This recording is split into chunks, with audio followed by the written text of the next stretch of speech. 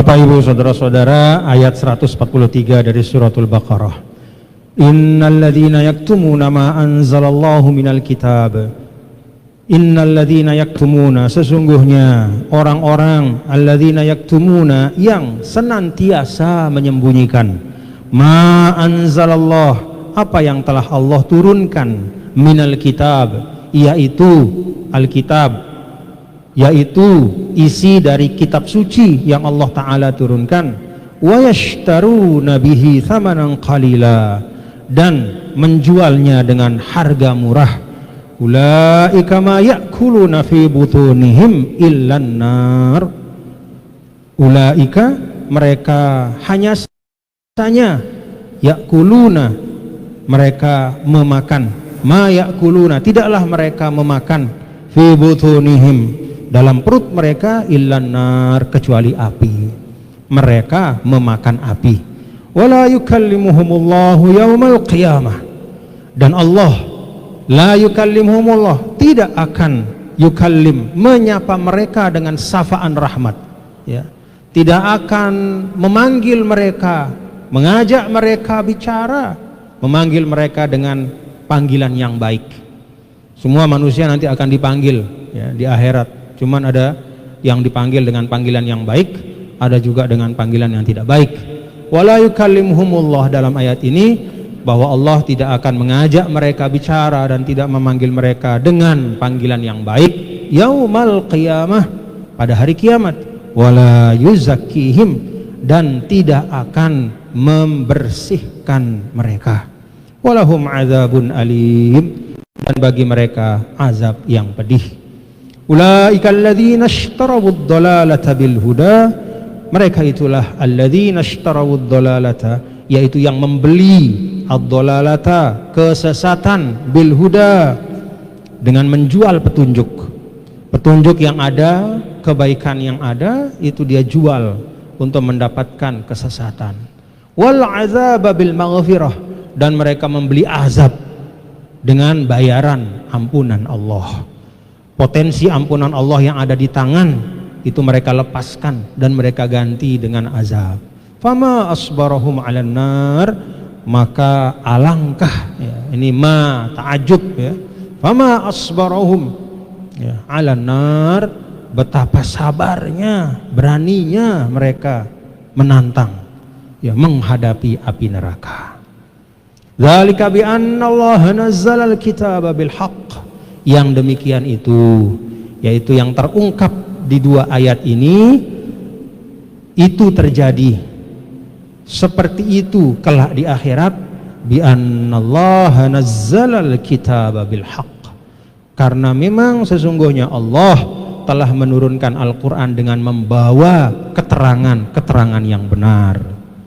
Wa innal ladzina ikhtalafu fil kitabi lafi syiqaqin ba'id, dan sesungguhnya mereka orang-orang alladzina ikhtalafu fil kitab, yang berselisih, yang bersengketa, fil kitab, tentang kebenaran kitab suci, lafi syiqaqin ba'id, sungguh-sungguh dalam perpecahan yang jauh, yang dalam. Saudara-saudara, kalau kita lihat ayat 173 yang sebelumnya, ya, itu kita bahas pada pertemuan yang lalu, bahwa ayat 173 itu memuat 4 hal yang paling pokok dalam urusan, ya, konsumsi. 4 hal yang paling pokok yang dilarang, ya. Di situ disebutkan bangkai, darah, daging babi, dan segala sesuatu yang disembelih bukan karena Allah, untuk sesajen atau dengan niat untuk bukan karena Allah. Itu 4 makanan, ya, minuman yang zatnya itu diharamkan. Nah, lalu ada pertanyaan, apa hubungannya ayat sebelumnya dengan ayat ini? Nah, kan dalam Al-Quran itu selalu ada yang disebut dengan tanasubul ayat. Antara ayat itu ada kaitannya. Lalu apa kaitannya?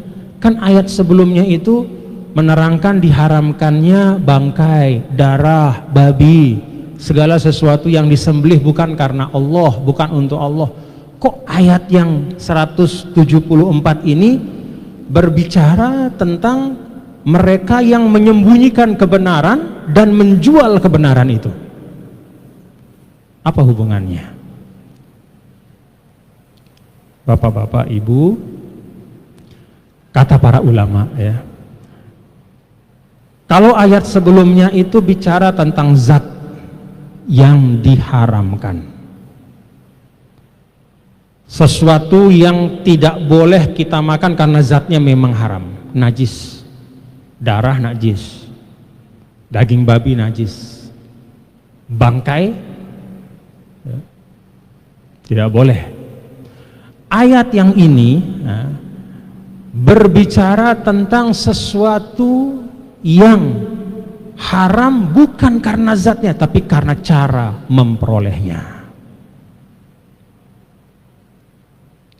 Kan para ulama menjelaskan, bapak-bapak, saudara, bahwa sesuatu itu menjadi tidak boleh, pertama karena dia memang nggak boleh zatnya itu. Kedua, zatnya itu suci, ya, halal dari sisi zat, disembelihnya dengan cara syar'i, ya. Makanan itu bersih, tidak ada kenajisan di situ, tidak ada keharaman dari sisi zat, tapi diperolehnya itu dengan jalan yang haram. Pergi ke warung, beli nasi bungkus, nasi puyung, tapi uangnya dari hasil mencopet. Nah, itu nasi puyungnya halal, tapi karena jalan mendapatkannya itu haram, maka tidak boleh kita konsumsi. Nah, ayat ini menerangkan tentang cara yang tidak baik di dalam mendapatkan sesuatu dalam kehidupan dunia. Dan ayat ini mencontohkan dengan sesuatu yang paling bahaya. Apa itu? Yashtaruna bi ayatillahi tsamanan qalila, yaitu menjual agama untuk dunia. Ada orang menjual dunia untuk dunia. Ada orang menjual nama baik orang lain untuk mendapatkan uang. Ada orang mengumpat untuk dapat jabatan.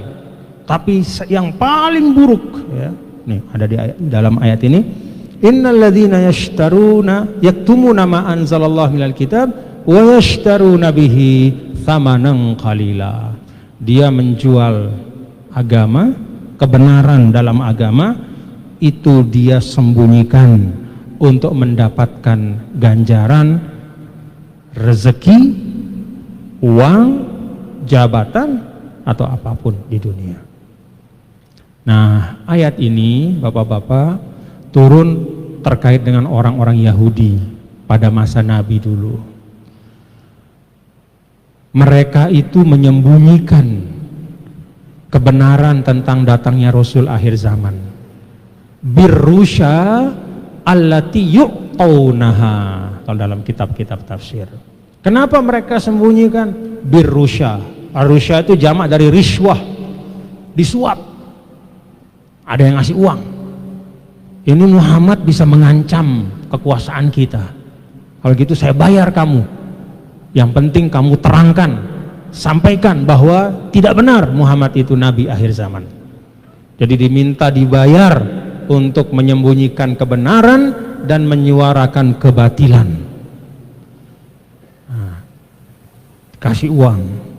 Uang ini ya, kalau digunakan untuk membeli apapun ya, karena jalannya itu adalah jalan yang haram, maka Allah sampaikan di sini, ulaika ma ya'kuluna fi butunihim illan nar. Mereka itu hakikatnya kalau dari uang itu membeli makanan, maka ketika makanan itu masuk, yang mereka makan sebenarnya adalah sesuatu yang membawa mereka ke api neraka. Na'udzubillah min dzalik. Jadi kumpulan dari dua ayat ini saling melengkapi ya. Kalau yang pertama tadi itu menyampaikan tentang zat-zat yang harus kita jauhi, maka ayat yang kita baca minggu ini menerangkan kepada kita bahwa pastikan yang kita konsumsi, makanan, minuman, ya, dan apapun yang kita manfaatkan itu sampai kepada kita dengan cara yang baik.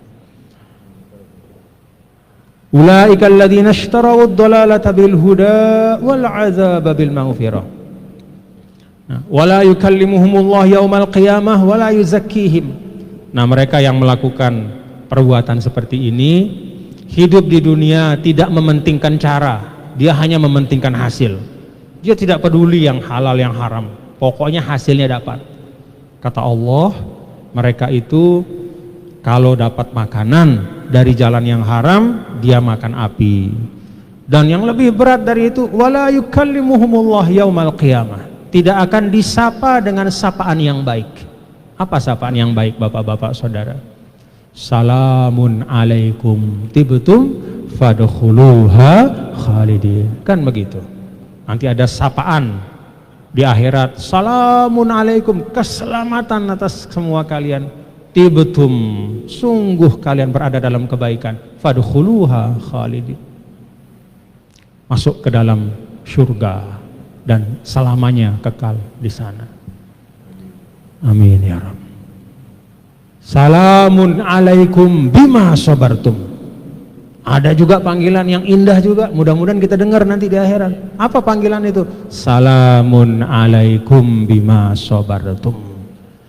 Kalau kata ahli tafsir, ayat ini kata sabartum menunjukkan bahwa ayat ini nanti yang paling pertama mendengarnya, kalau kata sebagian ulama, adalah orang-orang yang cinta puasa.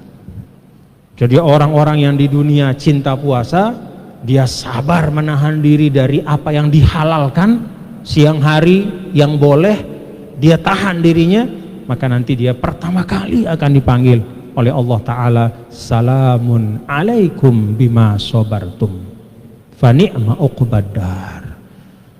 Keselamatan untuk kalian karena sebab kalian telah sabar di dunia.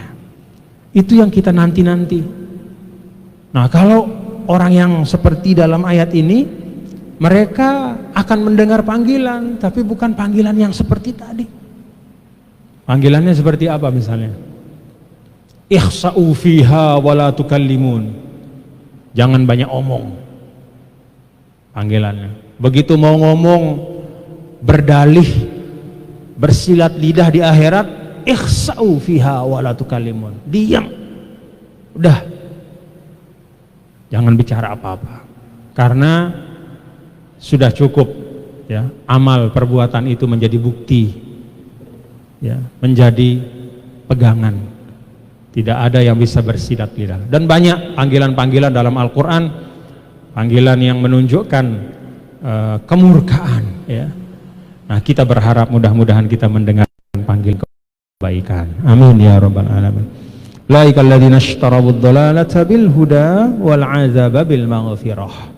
Mereka itu menjual, ya, membeli kesesatan dengan petunjuk, membeli azab dengan ampunan, ya.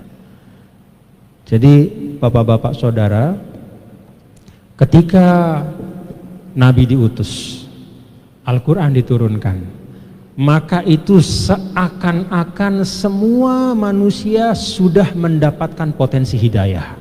Ibaratnya sudah di tangan, ampunan itu sudah di tangan. Ibaratnya keselamatan itu sudah dalam jangkauan. Tapi ternyata dia tinggalkan, ya. Apa-apa yang diberikan tuntunan yang baik-baik itu dia tinggalkan. Pesan-pesan kedamaian dia tinggalkan. Dia sukanya begejuh saja, ya. Tadi yang dibaca ayat itu, lita'arofu dia tinggalkan. Dia ganti dengan lita'aroku, sedikit-sedikit konflik saya. Ya. Itu ibaratnya kalau dalam bahasa ayat ini. Taib. Antum doa badan fil akhirah. Ana akhtim alan, antum doa.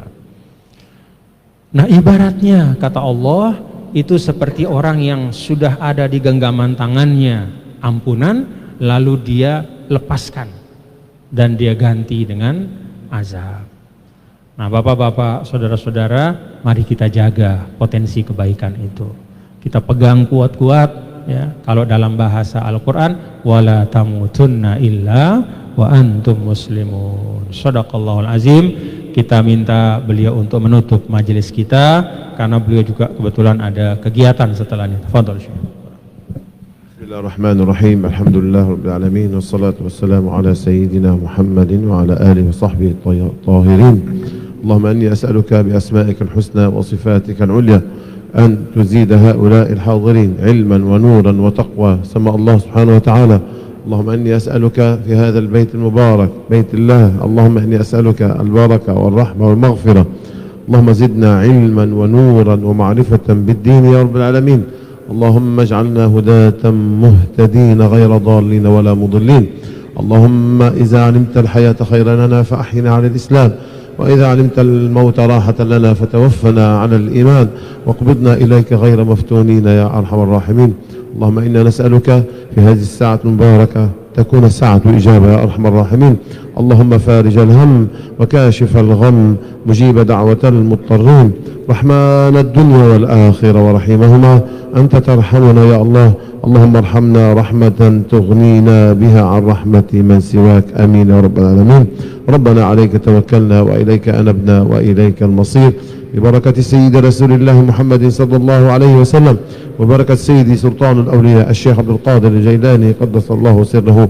اللهم ببركتهم وكرامتهم وبأولياء هذه البلدة وعلمائها ومشايخها والعلماء الحاضرين في هذا المجلس، اللهم متعنا وإياكم بالصحة والقوة والعافية، رزقا حلالا طيبا مباركا فيه، أنا صالح إن شاء الله تعالى يا رب يا الله، ببركتهم وبسر الفاتحة. أعوذ بالله من الشيطان الرجيم. بسم الله الرحمن الرحيم.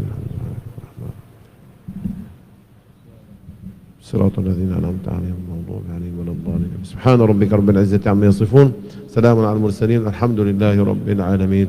مهم نحن عفوا كثير جدا أنا أتشوق إلى استماع حديث مولانا الشيخ، لكن عفوا لضيق الوقت لأنه يجب ترتيب آخر حتى الساعة 10 ليلا، فإنني أعتذر وعفوا مولانا لهذا الانقطاع. جزاكم الله خيرا. السلام عليكم ورحمة الله تعالى وبركاته.